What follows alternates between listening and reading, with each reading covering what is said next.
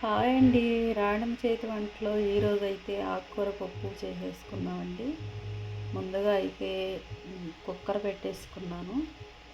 కడిగి పెట్టిన కందిపప్పు ఒక పావు కేజీ పైన వేసేసుకున్నాను. ఇది 2 సార్లు కడిగి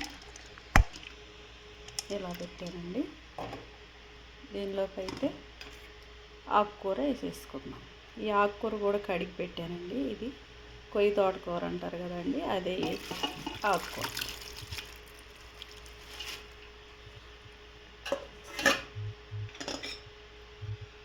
పచ్చిమిరపకాయలు కొన్ని, ఉల్లిపాయలు కొన్ని, టమాటాలు 4 టమాటాలు ముక్కలు కట్ చేసి పెట్టానండి. అవి కొద్దిగా ఉప్పు, కొద్దిగా పసుపు, కొద్దిగా కారం కూడా వేసుకున్నామండి. ఒక చెంచా కారం, కొద్దిగా చింతపండు కూడా కడిగి ఇలా వేసేసుకున్నామండి. 4 చిన్నులపాయ రబ్బలు, కొద్దిగా జీలకర్ర,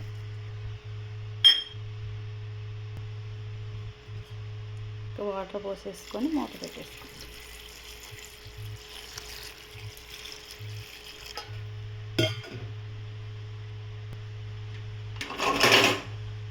కుక్కర్ మూత పెట్టేసి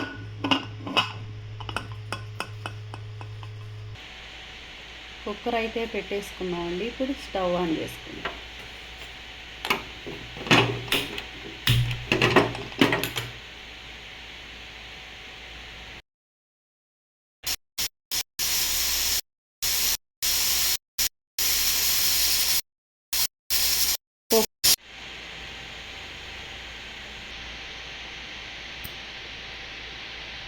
పప్పు అయితే ఇలా ఉడికిందండి. దీన్ని ఇప్పుడు పప్పు గుర్తుకొని మెత్తగా తిప్పుకోండి.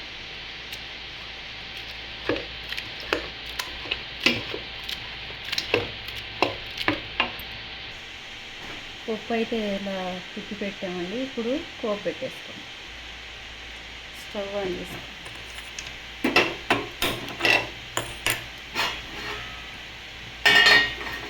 గిన్నె అయితే పెట్టేసుకోండి.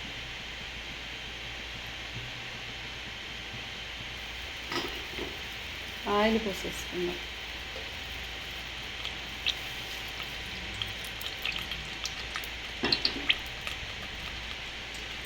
ఆయిల్ అయితే వేడెక్కిందండి. కోపు గింజలు వేసేసుకున్నాం. ఎండుమిరపకాయలు, ఆవాలు, పచ్చెనపప్పు, జీలకర్ర మొత్తం వేసేసుకున్నాం.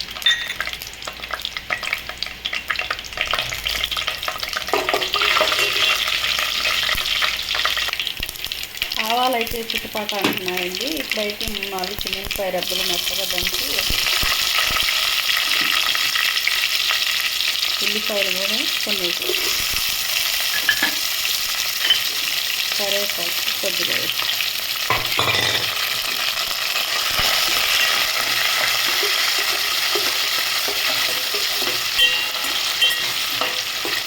కొంచెంసేపు వేగనిస్తాం.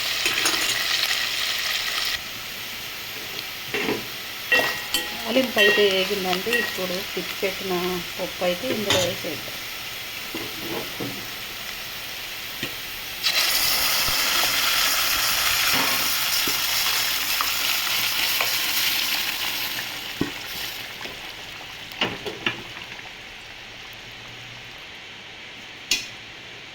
కొన్ని వాటర్ కూడా పప్పులో ఇందులో పోసి వేస్తాం.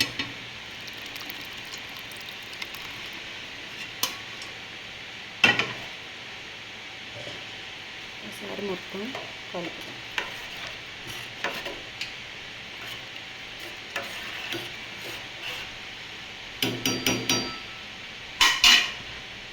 దీనిలో కొత్తిమీర కూడా వేసేసుకుందాం చివరగా.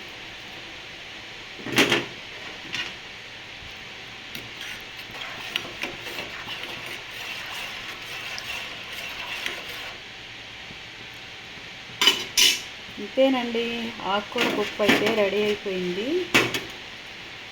ఇది కమ్మన వాసన వస్తుందండి. దీనిలో మామిడికాయ పచ్చడితో తింటుంటే ఎంతో బాగుంటుందండి ఈ ఆకుకూర పప్పు.